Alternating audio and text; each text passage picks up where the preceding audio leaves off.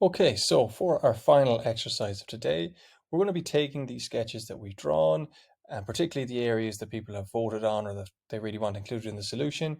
We're going to be pulling these sketches apart and stitching different parts of them back together to create a singular flow that is going to form our prototype for tomorrow. So if you watched the previous video around prototyping, you'll know that we're looking to create just a single series of screens that a user can click through to test the core functionality of the site. So we will look through our sketches up on top here and see which areas we really want included, and then we're going to stitch them into a flow down the bottom of our Miro board here.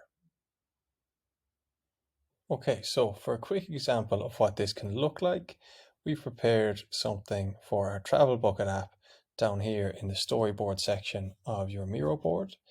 Now, again, for our Travel Bucket app, we're looking at three different flows. So over here in our original map and target, we were looking at an influencer adding a place to their bucket list and then sharing it with users.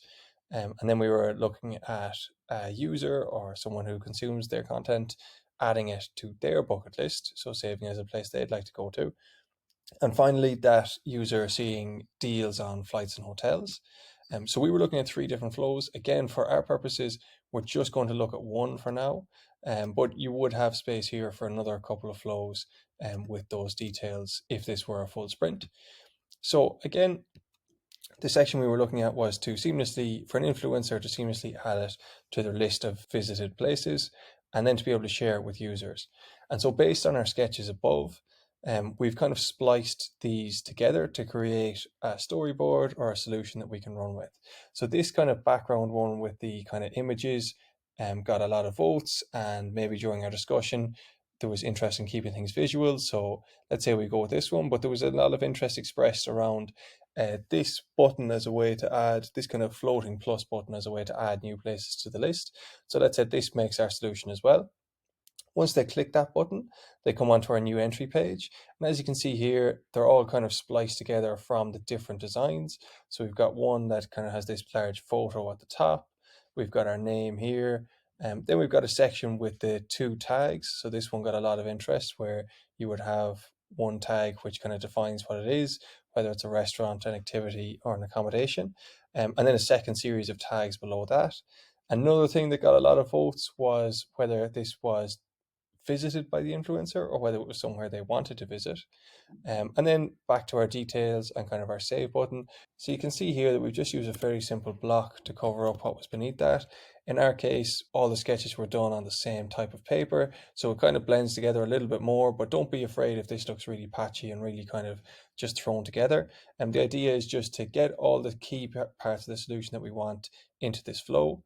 So then once someone creates this place, they're brought to a page that looks like this, because again, maybe this got a lot of votes and it's quite visual, and they've got a big share link here at the bottom.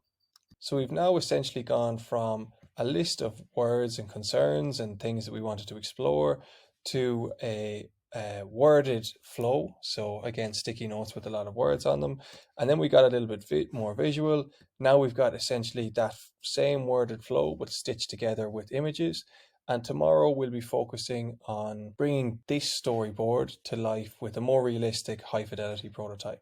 So hopefully by the end of this exercise, you will have a number of different flows which focus on the core functionality that we identified in day one of this sprint, and you will now have a more visualized version of those flows linked together with the best ideas that we came up with from day two, unified into a single flow that we can look to prototype into more detail tomorrow.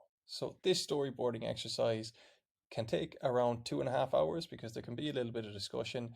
It'll be mostly on the facilitator to stitch these together, but make sure everyone's included in the discussion. It might take less than 2.5 hours, but we normally opt to include up to 2.5 hours for this exercise. And when your storyboard is done, when you've got all your sketches stitched together and linked into flows, you're done for the day. So well done on finishing day 3 of the PDS. And we will see you tomorrow for day 4, when we will turn these sketches into a high fidelity prototype that you can share with users to test your solution.